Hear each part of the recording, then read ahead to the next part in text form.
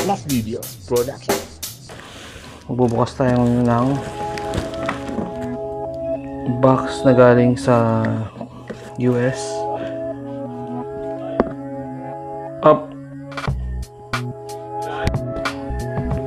So ayan, wala namang sign na binuksan tong box na to.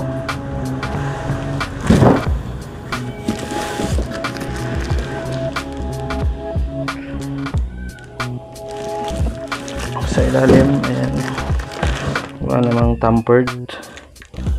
Oops. Oh, ayan, wala namang tampered. Hindi natin binuksan. Security check. Philippine Airlines. So ayan, gamit ang ating Milwaukee na cutter. Buksan na natin ito. Ating patagalin. Dahil sobrang tagal na to guys. Ito ay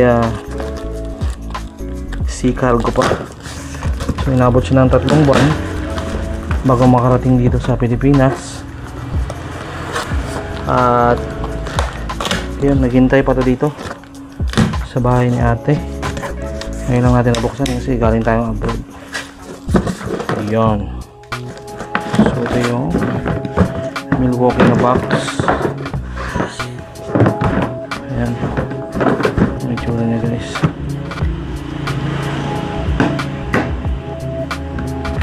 Angas. Ayan yung harap. Okay, binuksan natin yung toolbox. Patagilid po yan. So yan, yun yung kanyang model 4822-8422. Ayan. Meron siyang mga separation, pwedeng i-attach sama niya na. Okay, okay naman siya. Yan, proceed tayo sa ibang mga papel para hindi mga bubble ano rin tawag dito, bubble wrap.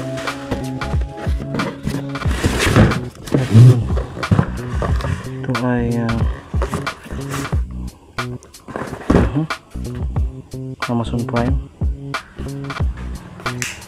Tingnan natin ito. Parang bukas. Okay, good. Tingnan natin. Tingnan natin.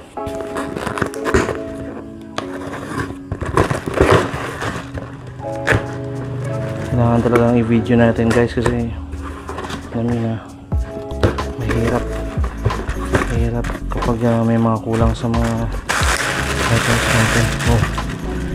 Oh yes, ito yung brushless na Dremel model 8250.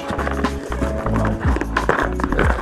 Salamat Amazon at shipping cart sa pag-fulfill ng ating order na to. So naging reality na. Nandito na siya ngayon sa ating bahay. Deliver na siya. Kaya hirap maghanap niyan eh. At ito naman, itong box na to. Ayan.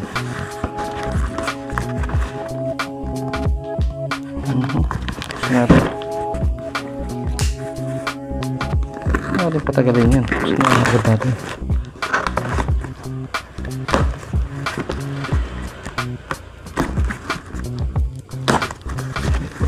Wow. Meron siyang mga cushion, mga papel. Okay. Ito yung ating Ryobi na brushless rotary toolkit. Ayan. Nabili rin natin ito sa Amazon at pinadeliver natin dun sa shipping cart US. At ngayon dito na sa Palawan. Thank you. Kahit matagal, okay lang. At ito naman, Oh, bigat guys. Ito, bigat nito guys. Ito yung, let's see, yan yung kanyang order details. Sorry kung medyo madilim na, gabi na kasi. Ngayon lang tayo hindi busy, kaya ngayon tayo mag-unbox.